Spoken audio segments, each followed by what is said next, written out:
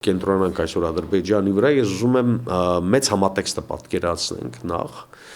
միատ հասկանանք նախ Ադրբեջան պետությունը ինչ է, և արդյոք այսօրվա այս հապճեպ քաղաքականությունը, որ տարվում է Հայաստանի նկատմամբ պարտադրողական քաղաքականություն իրականացնելով, սա կոնստանտ կամ երկարատև չի լինելու։ Սա շատ կարևոր էլեմենտ է կարեն կարծում եմ հասկանալու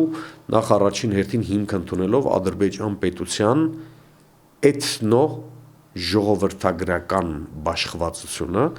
և դրա անդրադարձը այդ պետության ձևի և կարգավիճակի վրա։ Որպեսզի մենք նաև կարողանանք վեր կանգնել այն բոլոր